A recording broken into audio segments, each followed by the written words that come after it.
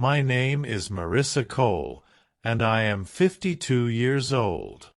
I never thought the most painful words I would hear would come from my own son. It happened on his 25th birthday. I was standing outside an expensive restaurant, holding a small black gift box. I had saved for months to buy him a silver watch. Then I saw my son, Caleb, walking toward the entrance in a handsome suit. For a moment, I forgot that he had barely called me lately. I only saw the little boy who once ran into my arms after school. "Happy birthday, Caleb." He stopped.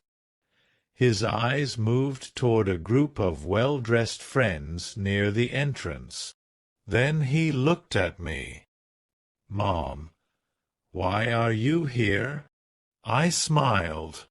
"It's your birthday. I wanted to give you this." I held out the box. He didn't take it.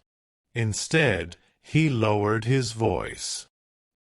"Please don't tell them you're my mother." I froze. "What?" "Just go home, Mom."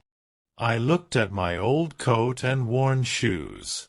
Suddenly, I understood. He was ashamed of me. I placed the gift in his hand. "I hope you have a good birthday." Then I walked away. I didn't cry until I reached my apartment. That night, I looked at an old photograph of Caleb when he was 6. His arms were wrapped around my waist, and he was smiling with his missing front teeth. Back then, he never cared about my clothes or my job. He used to tell everyone, "My mom is the strongest woman in the world." I wondered when that little boy had changed. Caleb's father, Daniel, died when Caleb was only 5. I had no degree, no savings, and no family nearby, so I worked wherever I could. I cleaned offices, cleaned houses, and sometimes worked late at night. When Caleb needed new shoes, I found the money. When he wanted to play basketball, I took an extra job to pay for his uniform. When he got accepted into college, I sold my mother's necklace to help with the fees. I never told him. I didn't want my son to feel like he owed me anything. I wanted him to have opportunities one never had. And he did. Caleb graduated, found a good job, and slowly built a successful life. I was proud of him. But success changed him. His calls became shorter. "Mom, I'm busy." "Mom, I'll call you later." Then one evening, he said, "Mom, could you wear something nicer when you meet my friends?" I looked down at my old sweater. "Is there something wrong with it?" "No. I just don't want people asking questions about our family." I said nothing. A few months later, Caleb became engaged to Nora, a woman from a wealthy family. At their engagement party, Caleb introduced me simply as Marissa. Not his mother. Just Marissa. I smiled and went home early. Then something happened that changed everything. An old family friend, Mr. Dalton, called me. "Marissa, I found something that belongs to you." I went to his house.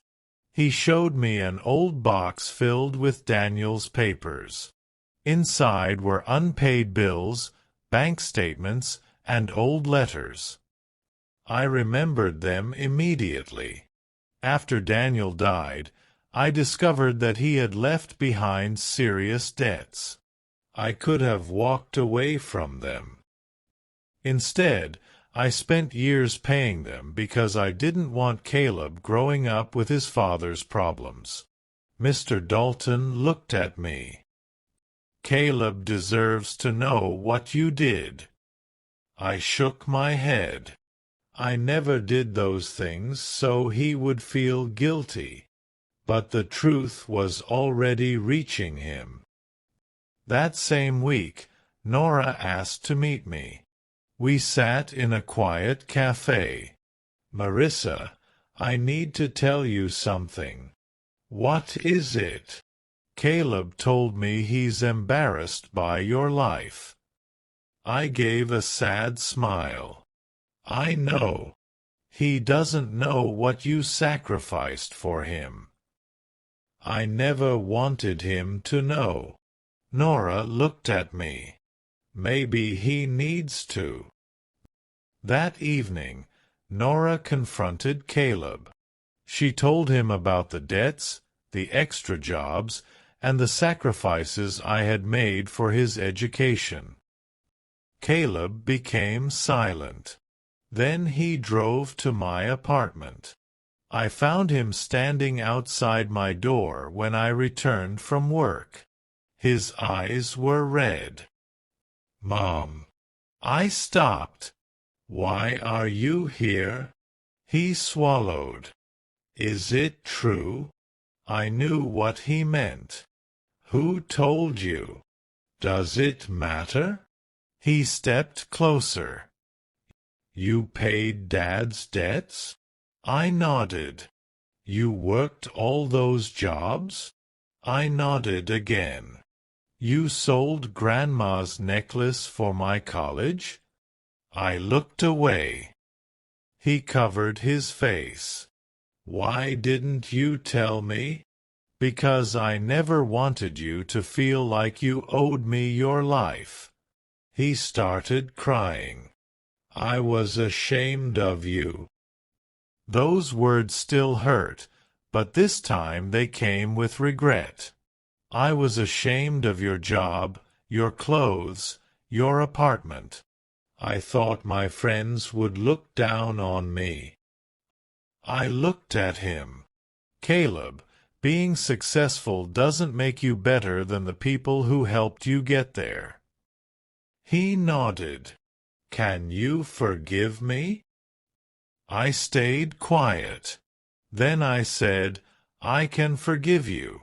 But forgiveness doesn't mean the hurt disappears immediately. I understand. He hugged me. For the first time in years, I felt my son holding me like the little boy he used to be. The next morning, Caleb came to my apartment with breakfast. Get dressed, Mom. Where are we going? You'll see. He took me to his office. Several co-workers were gathered there. Caleb stood beside me. This is my mother, Marissa. I felt tears in my eyes. She worked her whole life so I could have opportunities she never had. Everything I have today exists because she refused to give up. He looked directly at me. And I'm proud of her. I couldn't speak. I simply hugged him. After that day, things slowly changed.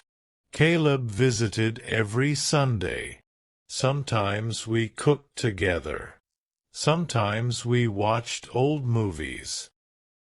Sometimes we just talked. He stopped caring about my old car, my simple clothes, or what his friends thought. One Sunday, he looked at me. Mom, do you remember my birthday? I remember. I wish I could erase that day. You can't, I said, but you can learn from it. He nodded. I looked at my son and realized something. My old coat was never proof that I had failed. My tired hands were never something to be ashamed of. My small apartment was not a sign of weakness. They were reminders of everything I had done to give my child a better life. Caleb once thought my life was embarrassing. Now he understood that his success had been built on sacrifices he never saw. I held his hand. You were always my greatest achievement. He smiled through his tears. And you were always the reason I had something to be proud of. That was when I finally understood. My story was never about money or status. It was about a mother's love, the kind that gives without asking for anything back, sacrifices without demanding praise, and waits for the day her child finally understands. Sometimes people hurt us because they don't know the whole story. And sometimes the truth doesn't come to punish them. It comes to teach them what truly matters.